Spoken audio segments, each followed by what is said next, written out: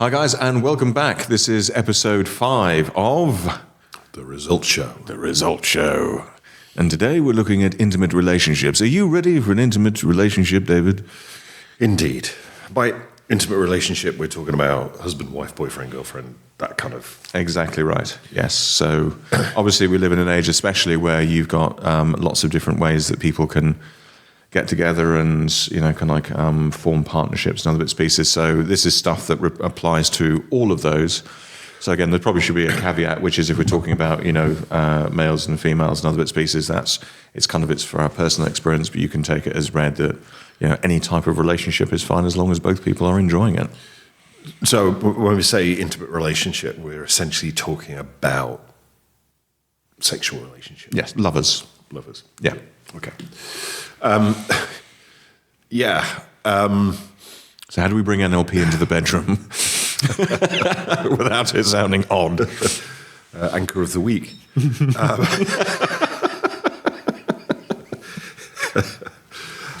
Parts integration. Nice.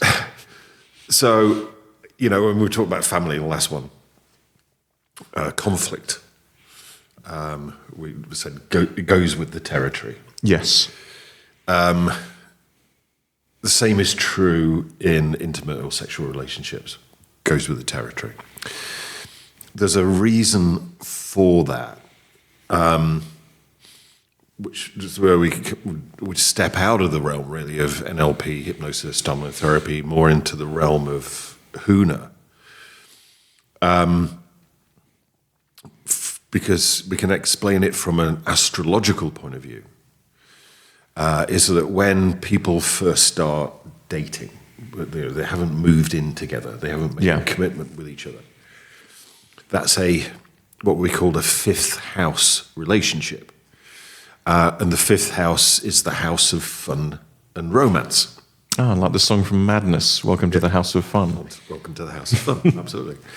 And then when the people either move in together or they make some kind of commitment. Yes. They get engaged or they get married or whatever. Their relationship moves from the fifth house, house of fun and romance, to the seventh house. And the seventh house is the house of your shadow. As in, the seventh house is the house of your unconscious mind. The seventh house is you, the you that you don't think you are. Right, okay. So a lot of people go like, shadow, evil, dirty, nasty. No, that's not what Carl Jung meant by shadow. The reason he called it the shadow is because you can't see your own shadow. So, he basically said, you marry your unconscious mind. Okay. And he said, you know, a lot of people make a mistake that when they get into a relationship, they believe the purpose of a relationship is to get to know the other person. He says, since that's patently impossible in the first place, that is not what relationships are about. Relationships are about getting to know yourself. I wonder what Mrs. Young thought of that approach. You know, it's the ultimate mirror, if you like. Yes. Your partner is showing you who you really are that you're not aware of. And, you know, it makes relationships a lot easier because when your partner goes like, this is all your fault, you just go, I know. It's a lot easier in the long run. And tell me something I don't know. So that's why that particular kind of relationship, intimate sexual relationship, partnership, is the relationship that will bring more of your stuff up. Yes. Than any other relationship. So that explains that. Then you go like, okay, so how can we use NLP, dominant therapy, hypnosis? So from an NLP perspective, we've got that what would cause a relationship not to work is three things. One, negative anchors. Yes. So, and I'm sure we've all experienced this, you've had a bad day, and you're on your way home, and you go, right, I've got to shake this bad day off. And you walk through the front door, and whether your partner is trained in NLP or not, they do a perfect state elicitation. How was your day, dear? And immediately you're like, oh, crap. But like we talked about in previous episodes, like with the cigar smoke. Yes. Right? Your unconscious mind, your neurology makes associations. So you've got the feeling of a bad day. You're looking at your partner, you're hearing their voice, and maybe they give you a hug. Yeah. Which has now made that association through feeling of bad day to their face, their voice, their touch. And then if you think, how many times does that happen over a 10, 15, or 20-year relationship? Yes, it's all the strands that build up into that cable, isn't it? What we call in NLP a stacked anchor. So then you look at your partner, you hear their voice, you have their touch, and you feel like 100 bad days. But because people don't understand anchoring, they go, my partner makes me feel like shit. Yes, it's almost like the Post-it note has become so large over the Polaroid that they can't see. Yeah, it's like a stack of yes. cards, you know. So they go, I've got to leave this person. They make me feel like crap. But it's not them. It's the anchoring. And yeah. With NLP, what we can do is work with a couple to enable them to collapse that anchor. I think that's really important as well because, and again, we were chatting about this just before we came on the air, because I guess the thing about it is that, one, if this is something that you don't know how to fix or aren't able to kind of like take care of, then it means that not only will, kind of like you lose out on a lot of relationships, which might have been, better had we been able to, kind of like sort this problem out, but it also means, and again, it goes back to the quote from Buckaroo Banzai across the eighth dimension, which is wherever you go, there you are. Yeah. And, so you then start to go, hang on, are all people like this? Not realizing, of course, that what you're doing is... What we would go is like, maybe it's just women. Yes, obviously. Ladies out there, I know you do the same thing. And you yes. go, maybe it's men. Or whatever. Then the other thing is, we all have unconscious strategies that we run. All of our behavior created through running unconscious strategies. And in relationships, three strategies which are important are attraction strategy, which is how do you know somebody's attractive to you personally? Mm-hmm. Recognizing attraction, how do you know somebody finds you attractive? And then, all of the things being equal, you find somebody attractive, you realize that they find you attractive, then you get into a relationship. Happy days. Then at some point in time when that relationship is established, we run our deep love strategy, which is how do we know that somebody deeply loves us? But then, as the relationship matures, then because people don't understand strategies, don't even realize that they have one, then what they do is unconsciously they work to satisfy their attraction strategy for their partner, which will work as long as their partner has the same attraction strategy as them. Yes. Which is pretty rare. And what happens is you mismatch the strategy, which is like putting the wrong key in the wrong lock. Yeah. It doesn't turn. So now what you've got is two people that don't find each other attractive.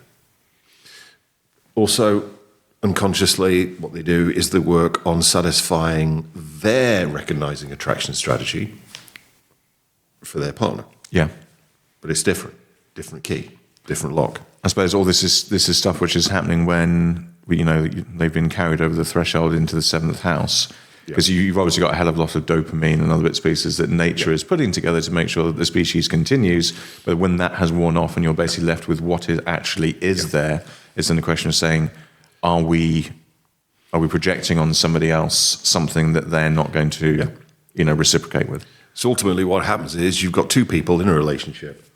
They don't find each other attractive. They don't think their partner finds them attractive. And they don't feel deeply loved. Yes. Not a recipe for success, really. Yes, not happy days. Then we've got values. And we have values for a relationship. And, different people have different values. You don't have to have the same values for a relationship to work. The important thing is to recognize that your partner has different values than you. Yes. I mean, I guess the values should probably be compatible. Well, or is that not? Not necessarily. I think if a relationship can work if both people recognize that different people have different values, those values mean different things to people. Yes. And they have different, what would be called evidence criteria, which is how do we know that value is being satisfied? When we say value, I'm just, again, because some of the guys out there might be wondering about this. Would a value be something like, for instance, tidiness? Because what you often do is you find the two people get together, absolutely in love, and then they live together. One person is untidy, the other person is scrupulously tidy, and then it's things like that start to drive a wedge. Would that is that a correct description of a value, or would it be something deeper? The way that we discover what somebody's values are is we ask them, so what's important to you about a relationship? So it would tend to be things more like love. Yeah. Attraction, caring, tenderness, those kind of things. Tidiness might be an evidence criteria. Right, okay. Yep. So, I was working with the first couple I worked with, and husband and wife, and they were, following a path that was going to lead to divorce, basically. And I always have, it's my upbringing, ladies first. So I said to the wife, so what's important to you about a relationship? And she goes, love. Husband goes like, when are you going to start fucking acting like it? So I go like, shut up, you. I'm working with your wife. Then I'm working with him. What's important to you about a relationship? Love came up again, so they both got the same value. So I said to him, then what does love mean to you? And he gave me an answer, and the wife goes like, no, it doesn't mean that at all. It means this. So we're like, shut up, you. It was like, ding, ding. Yes. End of round 3. Next time we're doing this via Zoom and everyone's on mute apart from me. And, educational process, they realized that they were in a relationship with each other. They had some values that were different, some values that were the same. Mm-hmm. But even the values that appeared to be the same actually meant something different. Yes. Then you go, and how do you know that you're loved in a relationship, which is the evidence criteria? Yes. And they both had different evidence criteria. So what you got was two people, totally useful values, but they weren't being matched, they weren't being satisfied. Yeah. Because again, husband goes, okay, love is important to me in my relationship. I want my wife to know that I love her. This is how I know I'm loved. So that's what he was doing.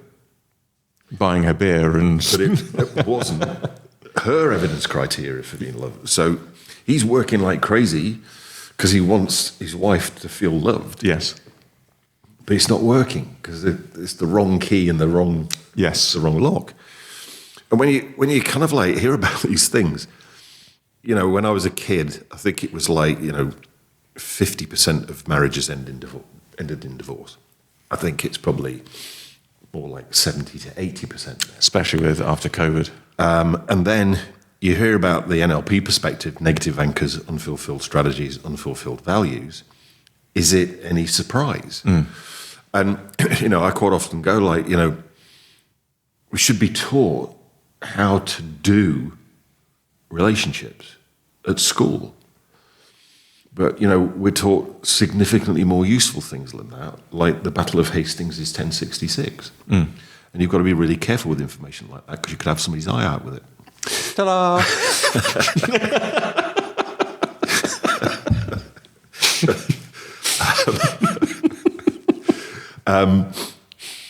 I do actually have a drum beat on the podcast deck.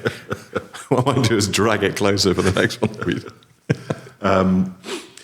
So yeah, that's really how we can bring NLP into the process of relating effectively.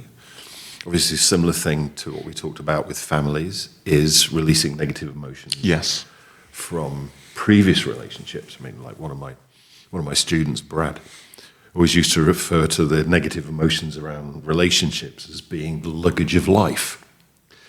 And so, you've got your luggage of life, which is your anger, your sadness, your fear, your hurt or guilt from previous relationships. And you get into a new relationship, and the guy shows up with his luggage of life and goes, "Hi, honey, I'm home."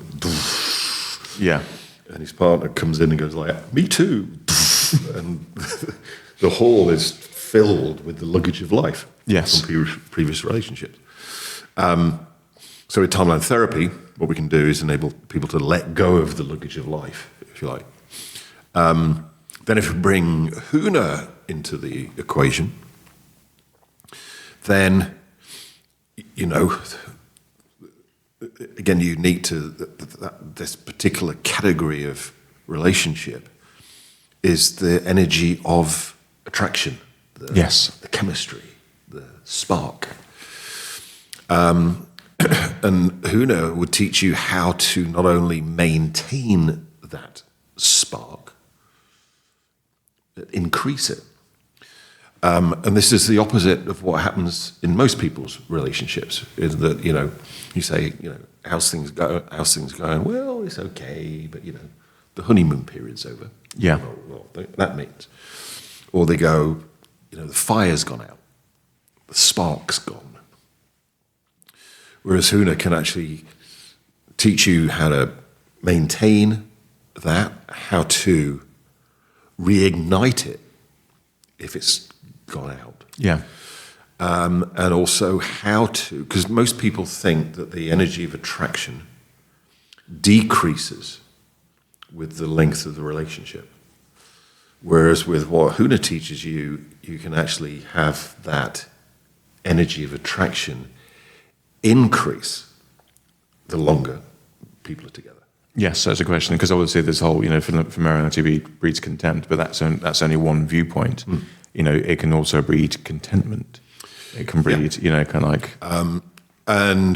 there's an occult writer in the 17th century, I think it was, Jacob Boehme. And one of the things that Jacob Boehme said was, if you want to have success in this world, look at what everybody else is doing and do the opposite. Because he said, if majority of people, if they're totally honest and not living the life of their dreams. So the last thing you'd want to do if you do want to live the life of your dreams is do what everybody else is doing, because it's not working. Yes. So the best starting point is actually to look at what everybody else is doing and do the opposite. And that's not only around intimate relationships, it's around business, it's around anything. Like we talked about in I think it was the first episode. The majority of people spend their life doing a job which they hate. Yes. So what's the opposite? Do something you love. Yeah, and then you'll never work a day in your life, they say. Yeah. I think that is a really good coverage of intimate relationships. So just to review, so we talked about negative anchors, we talked about the unfulfilled strategies and attraction strategies, and also the values as well. Yep. And because in one of the upcoming episodes, we're going to be talking about NLP and Huna, and basically how it's almost like NLP is like the mind and Huna is the heart. Yeah. And how that just gives you a full-bodied, richer experience. So what we can do is basically come back to some of the things that we've touched on, especially with things like relationship in terms of the energy and the passion, as well as the understanding and the ability to cope. Yeah. And have a look at that. So I think we're going to end this episode here. If you have any questions or comments, then please email us at theresultshow.com. theresultshow.com. I don't know why I did that. It seemed like a good idea at the time. But join us next time for Money and Wealth. Wow. Yes. Money and wealth, boys and girls. So what we've done over the last these 2 episodes would be 2 of the things that you're told never to talk about when you're out having dinner. Yes. So Politics, money, and sex. Make a very boring conversation, wouldn't it? Well, I mean, we've got a lot of weather happening around, so at least we'd have something to talk about, in terms of that. But no, so we reject those people who say that you can't talk about sex and you can't talk about money, because it's like the sex, money, and power event. Sex, money, and power, yeah. Yes. That's what I was thinking. It's what you want, face it. So yeah, we're going to be back to look at money and wealth and how we can use NLP to not only increase it, but also improve our relationship with it. And I think that's one of the key things here, isn't it? It's it's as much get happy quick as get rich quick. Yep. So we will see you on the next one.